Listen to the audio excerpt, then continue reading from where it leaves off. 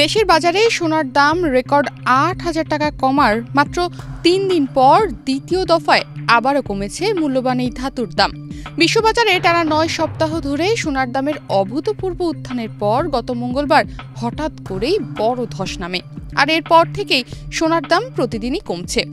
এক সপ্তাহে দাম কমেছে প্রায় ৩%। প্রতি আউন্স সোনার দাম নেমে এসেছে $৪,১১৮, যা মে মাসের পর সবচেয়ে বড় সাপ্তাহিক পতন। বছরের শুরু থেকে প্রায় ৫০% বেড়ে যাওয়া সোনায় এখন মুনাফা তুলছেন অনেক বিনিয়োগকারী। গোল্ড ব্যাকড ফান্ডগুলোতে বড় পরিমাণ সোনা বিক্রি হয়েছে, যা দাম কমার অন্যতম কারণ। আর তারই প্রভাবে দেশের বাজারে দ্বিতীয় দফায় ভরি প্রতি ১,০৩৯ টাকা কমে মূল্যবান এই ধাতুর প্রতি ভরির দাম দাঁড়ালো ২,০৭,৯৫৭ টাকা। ২৭ অক্টোবর সোমবার থেকে এই দামেই কেনাবেচা হবে ২২ ক্যারেট সোনা। ২৬ অক্টোবর রোববার নতুন এই দাম নির্ধারণ করেছে বাংলাদেশ জুয়েলার্স অ্যাসোসিয়েশন বাজুস। চলতি মাসে এ পর্যন্ত সব মিলিয়ে ৯ বার সোনার দাম সমন্বয় করেছে বাজুস। টানা ৭ দফায় সোনার দাম বৃদ্ধির পর এবার টানা ২ দফায় কমল সোনার দাম। এর আগে বিশ্ববাজারে সোনার আকাশ ছোঁয়া দর বৃদ্ধির জন্য ৭ অক্টোবর দেশে সোনার দাম ভরিতে ২ লাখ টাকার মাইলফলক স্পর্শ করে। এ সময় ২২ ক্যারেট সোনার দাম ২ লাখ টাকা ছোঁয়। আর ১৪ অক্টোবর থেকে ২১ ক্যারেটের এক ভরি স্বর্ণের নতুন দামও দাঁড়িয়েছিল ২,০৪,০০৩ টাকায়। এদিকে আন্তর্জাতিক বাজারে গত এক সপ্তাহ ধরেই সোনার দাম নিম্নমুখী। প্রতি আউন্স সোনার দাম নেমে এসেছে $৪,১১৮, যা মে মাসের পর সবচেয়ে বড় সাপ্তাহিক পতন। একসময় এই দাম $৪,৩৮০ কাছাকাছি পৌঁছে গিয়েছিল। অর্থাৎ ২০২৫ সালের শুরু থেকে এখন পর্যন্ত সোনার দাম বেড়েছিল প্রায় ৬০%। তবে এবার সেই ধারায় এসেছে বড় ধাক্কা, যা বিশ্লেষকদের ভাষায় প্রাকৃতিক সংশোধন বা বাজারের সামঞ্জস্য ফেরানোর ধাপ। বিশ্লেষকরা বলছেন এই পতনের মূল কারণ হলো বিনিয়োগকারীদের মুনাফা তোলা। বছরের শুরু থেকে সোনার দামে যেভাবে দ্রুত উত্থান ঘটেছে তাতে অনেক বিনিয়োগকারী এখন লাভ ঘরে তুলতে শুরু করেছেন। গোল্ড ব্যাকড এক্সচেঞ্জ ট্রেডেড ফান্ডগুলোতে গত ৫ মাসের মধ্যে সবচেয়ে বড় পরিমাণ সোনা বিক্রি হয়েছে একদিনে, যা ইঙ্গিত দিচ্ছে প্রাতিষ্ঠানিক বিনিয়োগকারীরা আপাতত কিছুটা সতর্ক অবস্থান নিচ্ছেন। দাম অনেকটা চূড়ায় পৌঁছে যাওয়ায় তারা লাভ তুলেই বাজার থেকে কিছুটা সরে আসছেন। এর পাশাপাশি মার্কিন ডলার সূচকের ধারাবাহিক শক্তি ফিরে পাওয়া সোনার দামের ওপর সরাসরি প্রভাব ফেলেছে। সোনা যেহেতু ডলারে মূল্যায়িত হয়, তাই ডলার শক্তিশালী হলে অন্য দেশের মুদ্রাধারীদের জন্য সোনা কেনা ব্যয়বহুল হয়ে পড়ে। ফলে আন্তর্জাতিক ক্রেতাদের চাহিদা কিছুটা কমে গেছে, আর তার ফলেই বাজারে তৈরি হয়েছে চাপ।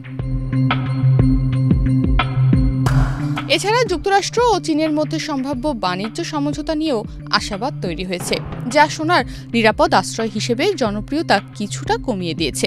হোয়াইট হাউস নিশ্চিত করেছে যে শীঘ্রই প্রেসিডেন্ট ডোনাল্ড ট্রাম্প ও চীনের প্রেসিডেন্ট শি জিনপিং আলোচনায় বসবেন।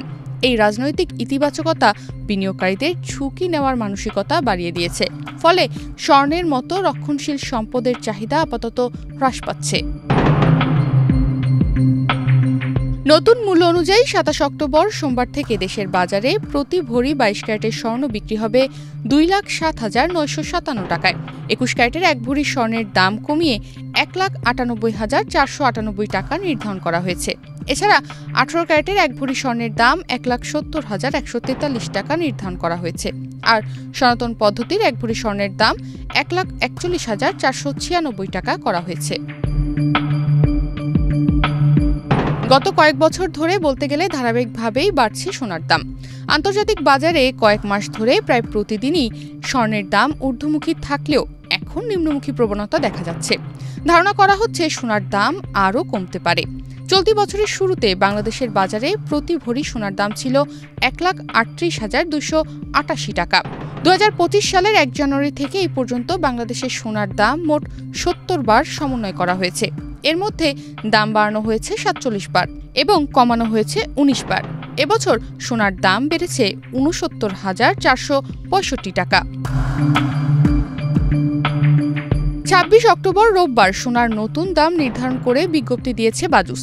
এতে বলা হয়, স্থানীয় বাজারে তেজাবি স্বর্ণ বা পিওর গোল্ডের দাম কমেছে। এ কারণে সোনার দাম সমন্বয়ের সিদ্ধান্ত নিয়েছে বাজুস।